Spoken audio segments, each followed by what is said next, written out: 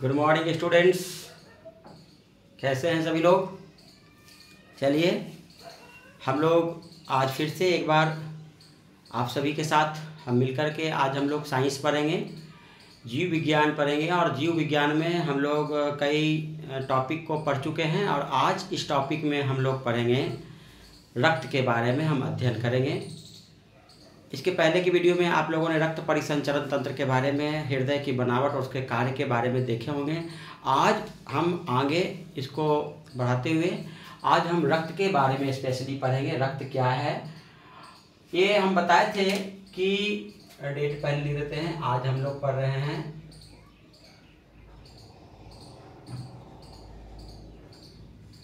रक्त के बारे में।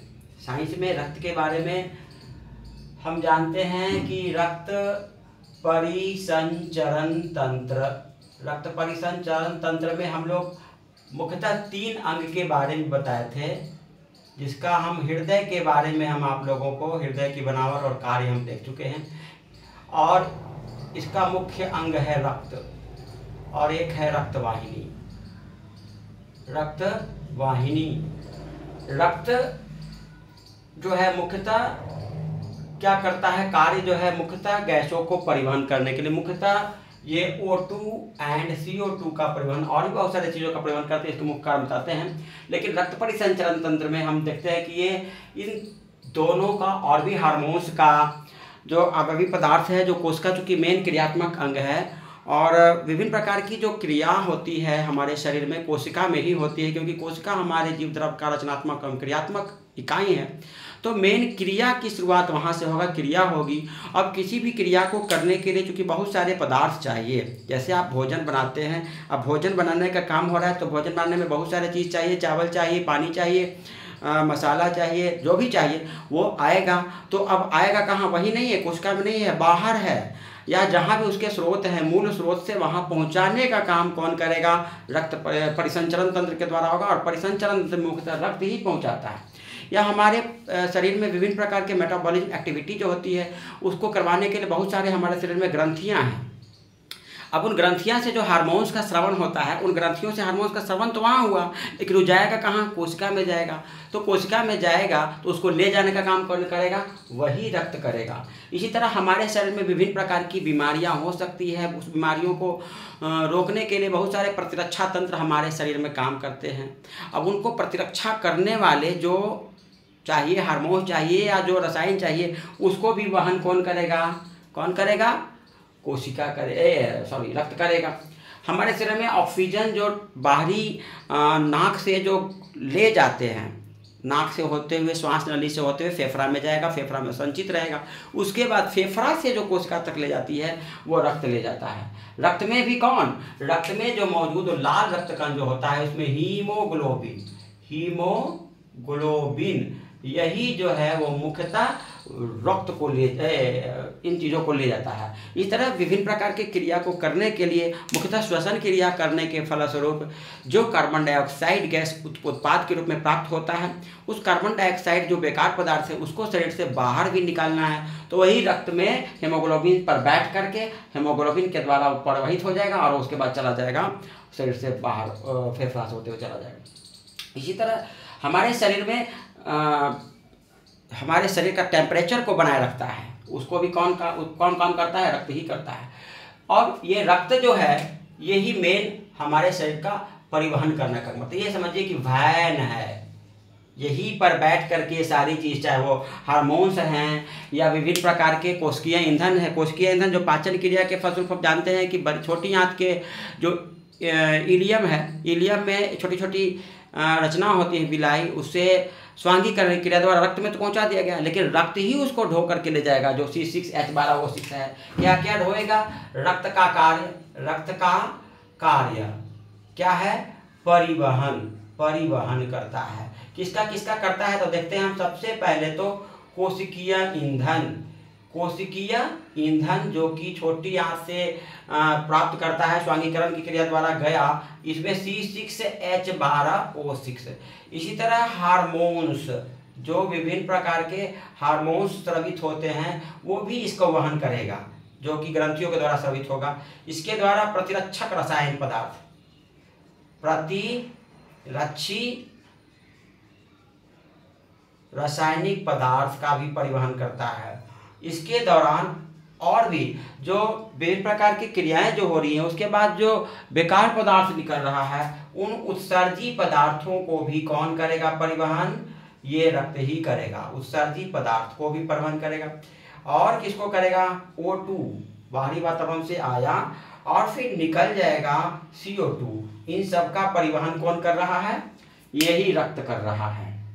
नहीं, ये हृदय तो सिर्फ उसको पंप करता है ताकि हमारे शरीर में रक्त जो है वो अब ये परिवहन होगा, ये ढोकर के ले जाएगा। कहाँ? यही है सड़क। ये रक्तवाहिनी मान लीजिए कि आप एक सड़क है, सड़क से होकर के ये गाड़ी चल रहा है, सड़क पर से होकर के हमारे शरीर में, पूरे शरीर में ये रक्तवाहिनियाँ फैला हुआ है, जिससे होकर के ये रक्त जो है उससे होकर के जाएगा। यानी इसी में रक्तवाहिनी में रक्त प्रवाहित हो रहा है, जो इन चीज़ों को ढो रहा है, परिवहन कर रहा है। अब ये रक्तवाहिनी भी हम देखते हैं कि दो प्रकार के होते हैं। ये धमनी जिसमें कि शुद्ध रक्त प्रवाहित हो रहा है, और शिरा जिसमें कि अशुद्ध रक्त प्रवाहित हो रहा है। शिरा, धमनी है, शिरा में अशुद्ध रक्त प्रवाहित हो रहा है। फिर धमनी से चला जाता है, धमनी से चला जाता है, धमनिका से होते हुए धमनिका से हो जाता है केशिका। रक्त पहुंचता है कहाँ? केशिकाएं, और केशिकाएं से फिर पहुंचता है कोशिका, और कोशिका में फिर O2 जाता है माइटोकॉन्ड्रिया, या फिर कोशिका के भिन्न भिन्न अंग जो है कोशिका, जहाँ जिस चीज़ का जरूरत होता है वहाँ पर जाता है। जैसे ऑक्सीजन माइटोकॉन्ड्रिया पहुँचता है, अलग अलग अंग, लाइसोसोम में कुछ कहीं, कोई कुछ कहीं पहुँचेगा। इसी चीज़ को क्या करता है? यही रक्त परिवहन करता है। और अब चूंकि कोशिका बहुत पतली नली होती है, इतनी पतली नली होती है कि सामान्यतः ये उसमें प्रवाहित नहीं होगा, अतः उसको पंप करने का काम करता है। संकुचित और शिथिलित होकर के जो है ये हृदय जो है, जिसमें कि 4 व्यस्म होते हैं, वो चारों व्यस्म क्रमिक रूप से संकुचित और शिथिलित होकर के इसको क्या करेगा? पंप पहुंचाएगा। मुख्यतः हृदय में जो है मेन जो है बायां नील है, वो सबसे पंप करता है, इसीलिए सबसे मजबूत होता है। हृदय की सबसे मुख्य कोष्ठ यही मजबूत होता है, जो पंप करके केशिका तक पहुंचा देता है। केशिका से फिर रक्त चला जाता है, रक्त से मौजूद और रक्त में मौजूद जितने भी ये अवयवी पदार्थ है वो चला जाएगा। कोशिका में विभिन्न प्रकार के कार्य होंगे। उसके बाद जो CO2 या फिर उत्सर्जी पदार्थ है वो पुनः शरीर से बाहर निकल जाएगा। तो ये है रक्त का काम, यानी ये हमारे शरीर में मुख्यतः वैन का काम करता है। रक्त परिसंचरण तंत्र के अंतर्गत हम रक्त के बारे में हम देख लिए कि रक्त किस प्रकार कार्य करता है, विभिन्न पदार्थों को ढोने का, किन किन पदार्थों को ढोने का काम करता है, ये भी हम देख लिए। एक बार फिर से देख लेते हैं किन किन पदार्थों को ढोता है रक्त। मेन रक्त के कार्य, रक्त क्या है? पहला हम देखते हैं कि रक्त क्या है। तो रक्त एक तरल संयोजी उत्तक है। रक्त क्या है? एक तरल संयोजी उत्तक है। उत्तक चूंकि कोशिकाओं से बनते हैं, अतः रक्त भी क्या है? छोटी छोटी कोशिकाओं से बना हुआ एक उत्तक है। रक्त क्या है? एक तरल संयोजी उत्तक है। रक्त क्या है? एक तरल संयोजी उत्तक है। हमारे शरीर में अलग अलग जंतुओं के शरीर में अलग अलग होगा, तो हमारे शरीर में लगभग 5 लीटर, हमारे शरीर में लगभग 5 लीटर रक्त पाए जाते हैं। हमारे शरीर में लगभग कितने रक्त पाए जाते हैं? लगभग 5 लीटर। और ये एक जगह स्थिर नहीं होता है, ये पूरे शरीर में तीव्र गति से संचरित होते रहता है, फैलते रहता है, ताकि यही तो मेन ढोने का काम करता है। ये जहाँ रुक गया तो हमारे शरीर में सारे क्रियाएं जो हैं वो बाधित हो जाएंगी। और इसको संचरित करने का काम कौन करता है? हृदय, प्रेशर कर करके। हमारे शरीर में रक्त का प्रेशर जो लगभग होता है, रक्तचाप जो होता है, लगभग 80 से 120 mm प्रति Hg होता है। अब ये 80 कब होगा? जब हमारा रक्त जो हृदय है वो शिथिलित होगा, शिथिलन के समय, यानी डायस्टॉल के समय। और 120 कब होगा? संकुचन के समय, यानी सीस्टॉल, डायस्टॉल के समय 80 एंड सीस्टॉल के समय 120 होगा, है ना। ये डायस्टॉलिक प्रेशर यदि कोई पूछेगा तो 80, सिस्टोलिक प्रेशर कितना होता है हमारे शरीर में? तो 120। ये रक्त हो गया। रक्त की एक बार फिर से हम देखते हैं रक्त का क्या क्या कार्य है हमारे शरीर में। रक्त के कार्य, रक्त के कार्य। सबसे पहला तो ये परिवहन करता है हमारे शरीर में, हमारे शरीर में O2 का परिवहन करेगा। दूसरा जो कोशिका में जो श्वसन क्रिया के दौरान जो मुक्त होगा CO2, उसको भी परिवहन करेगा। कहाँ कहाँ से? ये फेफड़ा से O2 का परिवहन कहाँ से? फेफड़ा से कहाँ तक? कोशिका तक, ये O2 का परिवहन। फिर CO2 का परिवहन करेगा। CO2 का परिवहन कहाँ करेगा? तो लिखेंगे कोशिका से फिर कहाँ तक? फेफड़ा तक। ये कौन परिवहन करेगा? यही रक्त करेगा। तीसरा काम है कि कोशिकीय ईंधन। कोशिकीय ईंधन क्या है? C6H12O6 कहाँ से प्राप्त हुआ था? भोजन में जो हम पोषक तत्व ग्रहण किए थे उसके विखंडन से, पाचन से यह प्राप्त हुआ था, जो छोटी आंत से स्वांगीकरण की क्रिया द्वारा रक्त में चला गया और रक्त इसको परिवहित कर करके पहुंचा दिया कोशिका में। इसके बाद चौथा जो हार्मोन्स हैं, विभिन्न प्रकार के हार्मोन्स जो ग्रंथियों के द्वारा स्रावित होता है, उसका परिवहन करके हमारे शरीर में जो आवश्यक क्रियात्मक कोशिका है वहाँ तक पहुँचाता है। तीसरा जो है पचमा जो है प्रतिरक्षी रासायनिक पदार्थ, प्रतिरक्षी पदार्थ जैसे कि विटामिन के, प्रोटीन, फाइब्रिनोजिन इत्यादि जितने भी पदार्थ हैं, फाइब्रिनोजिन इत्यादि जितने भी पदार्थ हैं, इन सब को पदार्थों को पहुंचाता है कहाँ तक? कोशिका तक पहुंचाता है, हमारे शरीर के विभिन्न अंगों तक पहुंचाता है। छठा जो काम है, और भी उत्सर्जी पदार्थ, बहुत सारे उत्सर्जी पदार्थ भी बेकार पदार्थ जैसे यूरिया, हमारे शरीर में जो यूरिया का निर्माण होता है वो पुनः उसको भी ब्लड ही क्या करता है? छान के धो करके ले जाता है, उसके बाद किडनी तक पहुंचाता है। किडनी उस रक्त में मौजूद यूरिया को एब्जॉर्ब कर लेता है और उसको बाहर निकालता है। रक्त में मौजूद यूरिया को बाहर निकालेगा किडनी, तो वो फिर उत्सर्जी पदार्थ में हम बताएंगे। लेकिन अभी इसको ढोने का काम उत्सर्जी पदार्थ जो भी बन रहा है, यूरिक पदार्थ जो बन रहा है, उस सबको ढोने का काम कौन कर रहा है? ये कर रहा है, रक्त कर रहा है। साथ ही साथ सतमा इसका काम है कि हमारे शरीर के ताप को संतुलित बनाए रखता है। शरीर के ताप को क्या करेगा? संतुलित करता है ना। और आठवां एक और काम है, हमारे शरीर के pH मान को बनाए रखता है। शरीर के pH मान को संतुलित रखता है। जहाँ जिस अंग में या अंग के जिस जो पदार्थ है उसको जितना pH मान चाहिए उसको बनाए रखने का भी काम कौन करता है? रक्त करता है। ठीक है, अभी हम देख लिए रक्त का कार्य। आप इसको वीडियो को पॉज करके नोट भी करोगे, अपने पास कॉपी कलम रखो और उससे नोट भी करते जाएंगे जो इम्पोर्टेंट चीज़ है। हम इसके बाद फिर हम बहुत सारे क्वेश्चन भी देंगे, उसको आप बनाइए।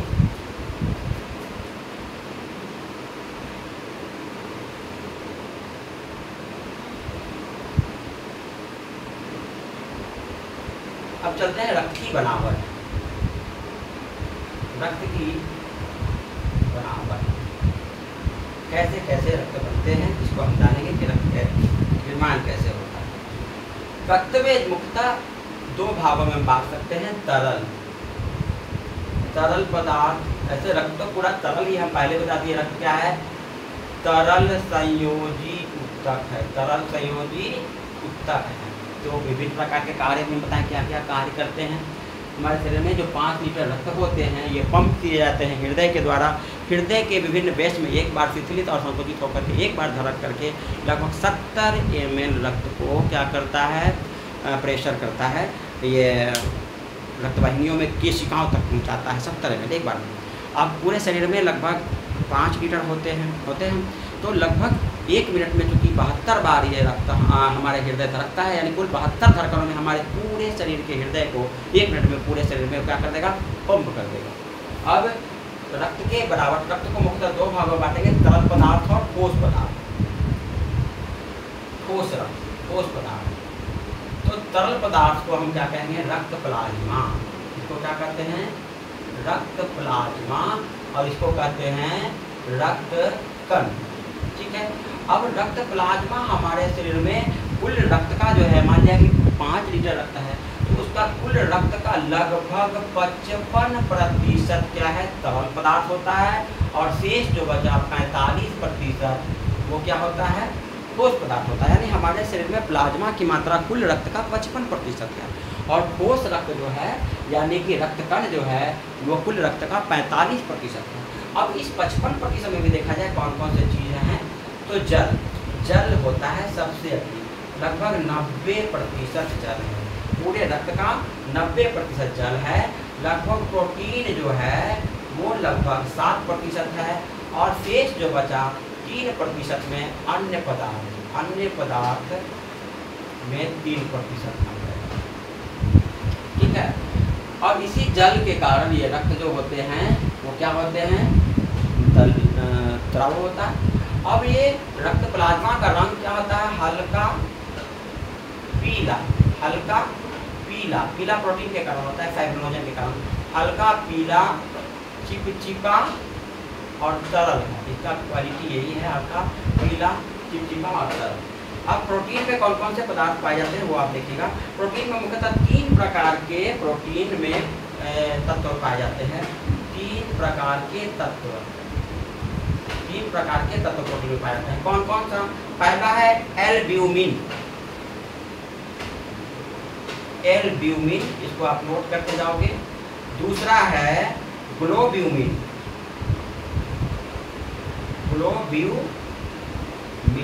और तीसरा जो सबसे प्रमुख है वो है फाइब्रिनोजिन। तीसरा सबसे प्रमुख है फाइब्रिनोजिन। ये फाइब्रिनोजिन, यही जो मेन है, ये ग्लोब्यूमिन, और ये मुख्यतः ये काम करता है, ये मुख्यतः रक्त कण को अपनी ओर, अन्य रक्त कण को अपनी ओर खींचता है। ग्लोब्यूलिन जो है मेन प्रतिरक्षा तंत्र को बढ़ाता है, प्रतिरक्षा का कार्य करता है, और फाइब्रिनोजिन यही रक्त प्लाज्मा को थक्का बनने से रोकता है।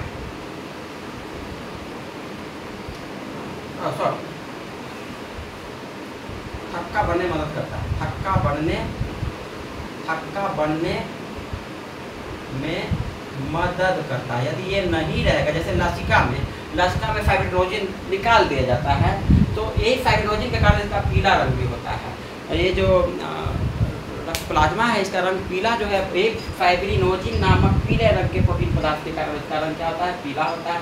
ये रक्त को थक्का बनने में मदद करता है, अभी बताया था और लिखा गया था, बनने से रोकता है, थक्का बनने में मदद करता है। रक्त में 2 चीज़ें जो हैं, प्लेटलेट्स जिसमें विटामिन के पाया जाता है ये, और प्लाज्मा में मौजूद फाइब्रिनोजिन, ये दोनों जो पदार्थ हैं रक्त को थक्का बनने में मदद करता है। यदि हमारी कोई भी शरीर अंग कट जाता है, यदि त्वचाएं कट जाती है तो रक्तस्राव होने लगता है। अब यदि लगातार रक्तस्राव होने लगा तो हमारे शरीर से रक्त निकल जाएगा।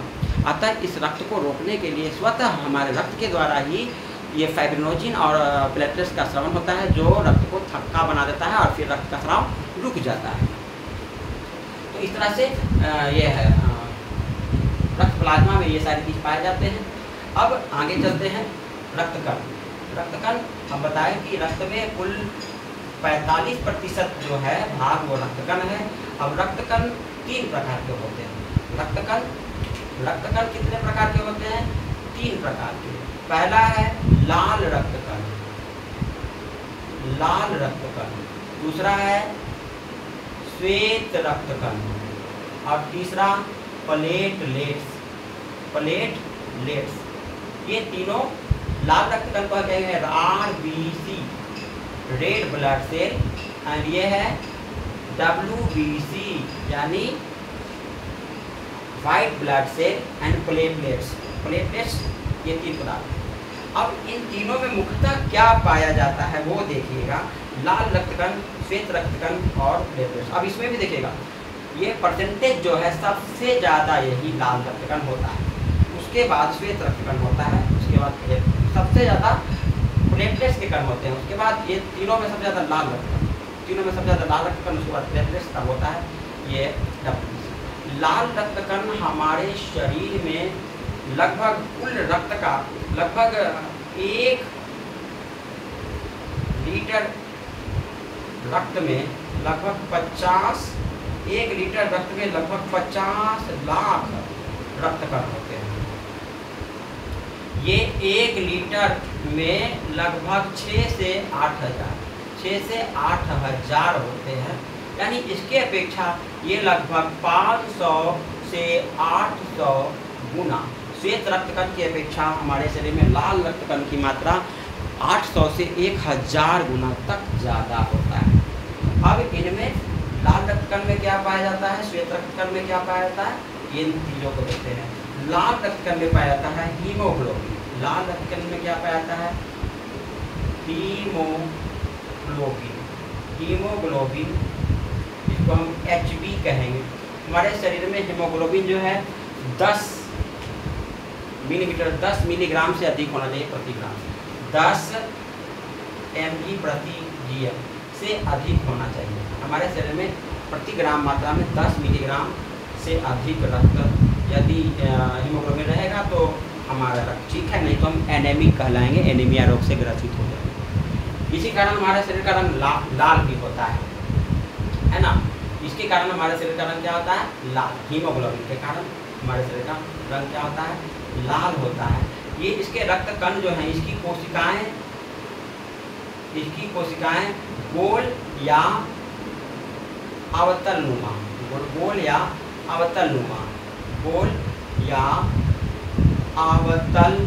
नुमा होता है।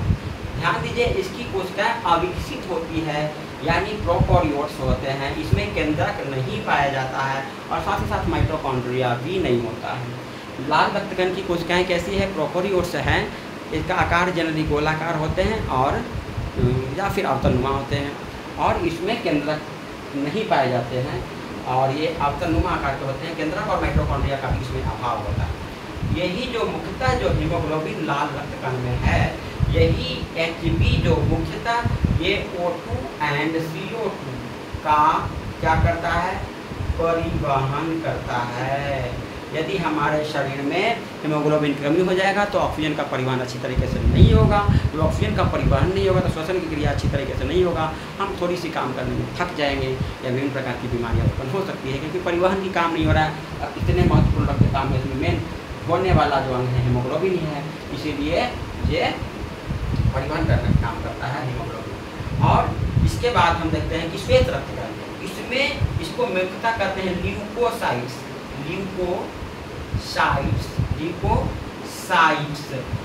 इसमें लिम्फोसाइट्स नामक पदार्थ पाया जाता है। Lymphocyte, neutrophil and monocytes. ये श्वेत रक्तकण में जो मुख्यतः पदार्थ पाए जाते हैं, देखते हैं लिम्फोसाइट्स,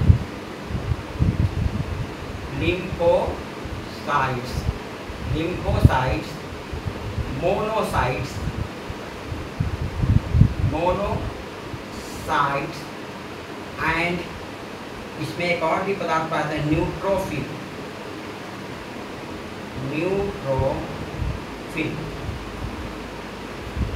ये 3 पदार्थ देखेंगे। श्वेत रक्तकण में ल्यूकोसाइट्स जिसको कहते हैं, इसमें मुख्यतः जो पदार्थ पाए जाते हैं, प्रोटीन है, ये मुख्यतः लिम्फोसाइट्स नामक एक प्रोटीन पाया जाता है। ये एक प्रतिरक्षी पदार्थ है, समझा। ये प्रतिरक्षी पदार्थ है जो हमें शरीर को जो विभिन्न प्रकार की बीमारियां उत्पन्न हो सकता है या विभिन्न प्रकार की बीमारियों को यदि उत्पन्न हो जाए तो उसको समाप्त करेगा, या विभिन्न प्रकार की बीमारियों को हमारे शरीर में प्रवेश करने नहीं देगा। यानी हमारे शरीर को, बॉडी को ये एक प्रकार का रक्षा का काम करता है, गार्ड का काम करता है, एंटीबॉडी का निर्माण करता है हमारे शरीर में। तो ये काम हमारे शरीर की प्रतिरक्षात्मक कार्य करता है। वही WBC जिसमें मौजूद होता है लिम्फोसाइट्स। मोनोसाइट्स और न्यूट्रोफिल का काम है कि और भी जहाँ यदि कहीं बीमारी हो जाए या ग्रसित अंग जो है वहाँ पर प्रतिरक्षी पदार्थ या हार्मोन्स आसानी से आ जाए, या फिर उसके बीमारी को दूर करने के लिए जो हम इंजेक्शन वगैरह, दवा वगैरह देते हैं, उसमें जो प्रतिरक्षी पदार्थ है उसको खींच करके उस अंग तक पहुंचाता है, जो प्रभावी अंग है उसको तक पहुंचाने का काम करता है मोनोसाइट्स एंड न्यूट्रोफिल। लिम्फोसाइट्स का मुख्यतः काम है प्रतिरक्षा करना। इसमें लिम्फोसाइट नामक प्रोटीन जो है वो रोकता है, बीमारी से रोकता है, और जो अन्य प्रतिरक्षी पदार्थ या हार्मोन्स को खींच करके लाने का काम करता है मोनोसाइट्स। इसके बाद प्लेटलेट्स में देखिएगा, प्लेटलेट्स में एक प्रकार का पदार्थ होता है जिसको कहते हैं फाइब्रिनोजिन।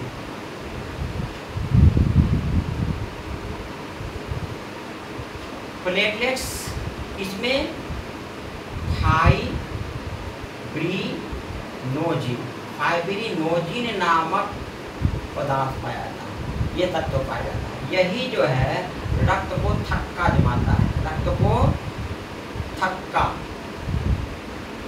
जमाता है। जिस प्रकार से प्लेटलेट्स में जो है रक्त को क्या करता है, प्लेटलेट्स जो है प्लेटलेट्स में फाइब्रिनोजिन जो है यह रक्त को थक्का जमाता है। इसी प्रकार हम देखे थे कि प्लाज्मा में भी क्या था, फाइब्रिनोजिन था। और इसमें क्या होता है, प्लेटलेट्स में फाइब्रिन होता है और फाइब्रिन में फाइब्रिनोजिन में फाइब्रिन नाम का पाया जाता है, जो रक्त को थक्का बनाता है। जिसके रक्त को थक्का बनाने में एक प्लेटलेट्स जिसमें फाइब्रिन पाया जाता है और प्लाज्मा के फाइब्रिनोजिन, ये दोनों मिलकर रक्त को थक्का बनाता है। प्लेटलेट्स यदि नहीं रहेगा तो रक्त थक्का नहीं जमेगा। डेंगू वगैरह बीमारी होता है तो वही रक्त में प्लेटलेट्स की कमी हो जाता है, बहुत कमी हो जाता है, जिसके कारण हमें बीमारी हो जाएगा, फीवर से ग्रसित हो जाएंगे। प्लेटलेट्स फिर बनने में जब जैसे ही बन जाएगा तो ये बीमारी समाप्त हो जाएगी। अब ये देखते हैं कि हमारे शरीर में इस रक्त का निर्माण कहाँ होगा, हमारे शरीर में रक्त का निर्माण कहाँ पर, रक्त की बनावट अभी हम देखें। अब इसका निर्माण कहाँ होता है ये देखते हैं। हमारे शरीर में जैसे कि ये रक्त कण है, रक्त कोशिकाएं हैं, रक्त कोशिका है ना, इसका निर्माण कहाँ होता है, तो अस्थि मज्जा है ना, अस्थि मज्जा, अस्थि मज्जा में, जो कि हड्डियों में पाया जाता है। हड्डियों के मध्य एक पदार्थ होता है जिसमें जिसको अस्थि मज्जा कहते हैं, बोन मैरो, अस्थि मज्जा या बोन मैरो, इसी में रक्त का निर्माण होता है। और जब रक्तकण विखंडित हो जाएगा, टूट जाएगा, नष्ट हो जाएगा, तो हमारे शरीर में नष्ट रक्तकण को समाप्त करेगा या इसको हटाएगा, तो वो करता है प्लीहा में। हमारे शरीर में रक्तकण का निर्माण होता है, रक्त का निर्माण होता है अस्थि मज्जा में। और चूँकि जो एक रक्तकण जो है जनरली एक रक्तकण जो है हमेशा ये चूँकि क्या होता रहता है, विखंडित और समाप्त होता रहता है। हमारे शरीर में रक्तकण जो है जनरली जैसे लाल रक्तकण आरबीसी लगभग 100 से 120 घंटा है ना, 100 से 120 दिनों तक ये जीवित रहता है, उसके बाद ये मृत हो जाता है। तो इस मृत रक्तकण को समाप्त करने का काम कौन करता है, ये प्लीहा में जाकर प्लीहा उसको नष्ट करता है या समाप्त करता है, छानने का काम करता है।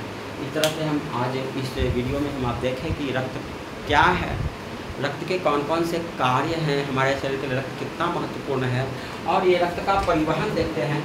रक्त का परिवहन कैसे होता है, सबसे पहले मानिए कि ऑक्सीजन का रक्त का परिवहन O2 एंड CO2 का परिवहन देखते हैं। तो सबसे पहले फेफड़ा से कहा जाता है, फेफड़ा से रक्त जो है लेकर के चला जाता है हमारे शरीर के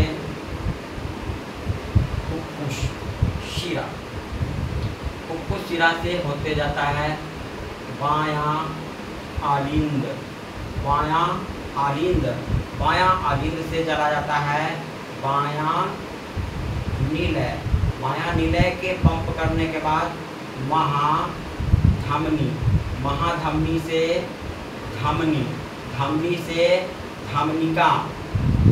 धमनिका से केशिकाएं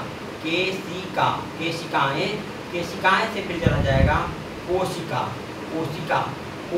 से फिर कोशिका में माइटोकॉन्ड्रिया, कोशिका में कहा जाएगा माइटोकॉन्ड्रिया से फिर चला जाएगा हमारे शरीर में, फिर से CO2 गैस मुक्त होगा। यहाँ O2 जा रहा है, फिर CO2 जाएगा, फिर CO2, फिर यहाँ से फिर CO2 जाएगा, यहाँ से केशिका से फिर सिरिकाएं से फिर सिराएं से फिर जाएगा, फिर महाशिरा से फिर जाएगा कहाँ, दायां आलिंद से फिर दायां नीलय से फिर दायां नीला से फिर कहाँ, फिर जाएगा फुफ्फुस धमनी से होते फिर से फेफड़ा में। इसको हम इस तरह फिर से लिखते हैं, O2 का परिवहन, यानी O2 का परिवहन। O2 यहाँ है कोशिका में CO, O2 कहाँ है, फेफड़ा में। O2 कहाँ है, फेफड़ा, और CO2 कहाँ है, कोशिका, कोशिका। तो इसको कैसे कैसे ले जाएगा देखते हैं। O2 से कहाँ चला जाएगा, पहला नंबर पे चला गया फुफ्फुस शिरा, फुफ्फुस शिरा, फुफ्फुस शिरा से दूसरा नंबर पे कहाँ चला जाएगा, बायां आलिंद, बायां आलिंद से जाएगा तीसरा नंबर पे बायां नीलय, बायां नीलय फिर पंप करेगा तो फिर जाएगा महाधमनी, महाधमनी के बाद धमनी, धमनी से फिर और छोटी धमनिका, धमनिका से फिर केशिका, केशिका, और फिर चला जाएगा 8वां नंबर पे। ये इसको धोने का काम कौन कर रहा है, HB रक्त, है ना, रक्त में मौजूद HB जो है उसको धो रहा है नहीं। और उसके बाद फिर केशिका, यहाँ फिर CO2 ले लिया, फिर यहाँ से फिर ये केशिका, केशिका से फिर सिलिकाएँ, सिलिकाएँ, सिलिकाएँ से फिर शिराएँ, शिराएँ से महाशिरा, महाशिरा से फिर दायां आलिंद, दायां आलिंद से दायां नीलय, दायां नीलय से फिर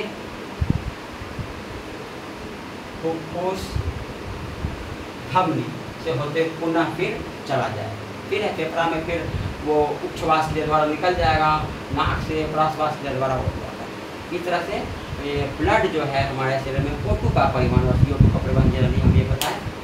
और इस वीडियो में इतना ही। वीडियो को अच्छा लगे तो लाइक सब्सक्राइब कर दीजिए ताकि अगला वीडियो आपको पुनः मिल जाए, ठीक है। जल्दी से चलिए काम भी कर दीजिए, आपको यदि फ़ायदा होगा तो आगे भी इसी प्रकार का लाभ आपको मिलते रहे, इसलिए जल्दी से सब्सक्राइब करें और कमेंट भी करें आपको कैसा लगा। इसमें यदि कोई परेशानी हो तो भी आप कमेंट करके मुझे बता सकते हैं, और कुछ पूछने के लिए वो भी आप मुझे कमेंट कीजिए, लिखिए। और फिर मिलेंगे अगले वीडियो में, तब तक वीडियो देखने के लिए धन्यवाद, बहुत बहुत धन्यवाद, गुड बाय। चलते हैं आगे, फिर मिलेंगे।